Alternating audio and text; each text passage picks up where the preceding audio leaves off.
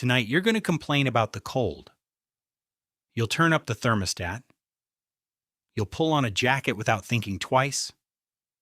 But 2 million years ago, your ancestors didn't have any of that. No thermostat, no jacket, sometimes not even fire. So how did they make it through winter? The real answer is far stranger than you'd expect. Start with the body itself. Your body is not built for cold, not really. Humans lost most of their fur somewhere between 1 and 3 million years ago, likely to help with sweating and long-distance heat loss on the hot African savanna. That trade-off worked fine in warm climates, but it left early humans dangerously exposed the moment they wandered north, into places where winter actually meant something. And they did wander north. Far north. In 1991, researchers excavating a site called Dmanisi in the country of Georgia found something that shouldn't have been possible. Skulls and tools from Homo erectus, dated to around 1.8 million years ago, sitting in a region with cold, snowy winters. Paleoanthropologist David Lord Kipanidze, who led much of the excavation work at Dmanisi, has pointed out that there's no clear evidence of controlled fire use at the site during that period. So how were they surviving? Here's the part that reframes everything. Fire. The thing you probably assume kept ancient humans alive through every cold snap likely wasn't a reliable everyday tool for hundreds of thousands of years after humans started facing real winters. Archaeologist Will Robrooks of Leiden University has spent years studying exactly when humans gained consistent control over fire. His research points to solid, habitual fire use appearing much later than most people assume, with strong evidence clustering around 400,000 years ago at sites like Kizim Cave in Israel. Before that, fire use looks occasional, opportunistic, maybe scavenged from a natural blaze and kept alive for a while, then lost. Which means for over 1 million years, something else was doing the work of keeping early humans alive in the cold. What was it? Part of the answer is behavioral. Early humans were relentless about location: caves, rock shelters, south-facing slopes that caught the low winter sun, anywhere that blocked wind and trapped a little warmth. Choosing the right piece of geography wasn't a luxury. It was survival infrastructure, built entirely out of paying close attention to the landscape. Group size mattered too. Bodies pressed together lose heat more slowly than bodies spread apart. A small band of early humans huddled in a shallow cave functioned a bit like a single warm-blooded organism. Shared body heat, shared vigilance, shared risk. But geography and huddling only go so far. At some point, something had to change on the body itself, or in what covered it. This is where clothing enters the picture, and it enters much earlier than you might think.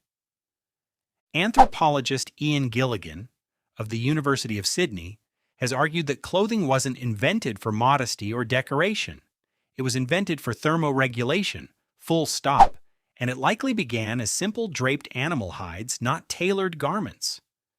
Gilligan's research connects the emergence of more sophisticated, fitted clothing to cold glacial periods, particularly a shift he traces toward around 170,000 years ago, based partly on genetic studies of human body lice, which evolved to live in clothing fibers rather than hair.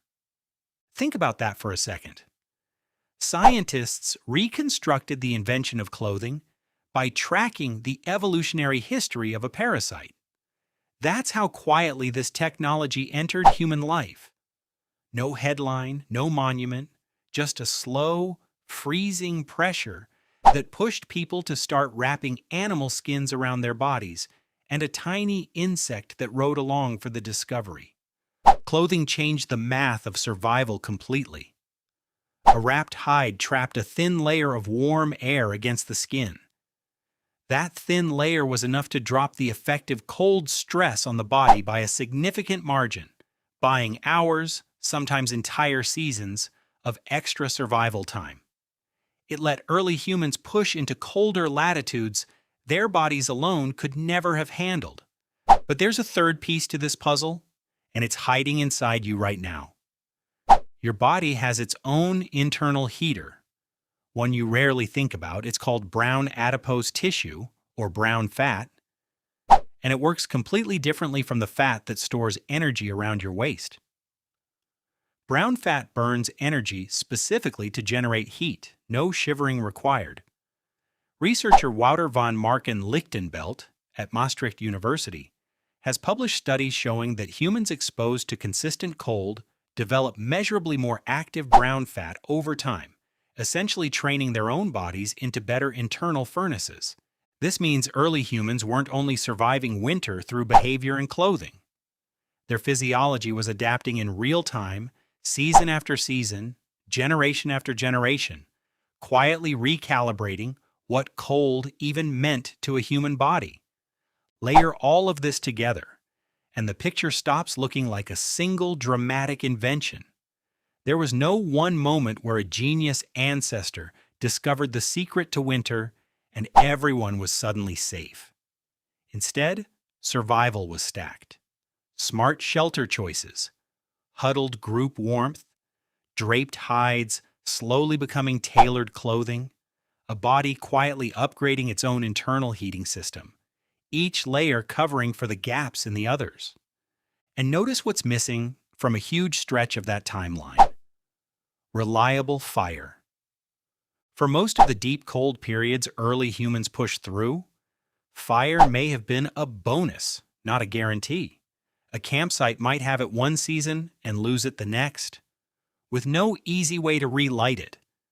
Survival had to work without fire, because fire simply wasn't dependable yet. Here's the part that should genuinely unsettle you. All of this happened without language as you know it, without written knowledge, without anyone able to explain why huddling worked, or why a certain slope stayed warmer, or why wrapping skin in hide mattered.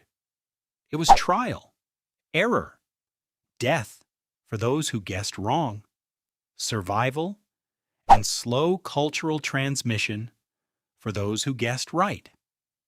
Now think about your own winter. You wake up in a heated room. You put on manufactured clothing engineered in a lab with synthetic fibers your ancestors never dreamed of.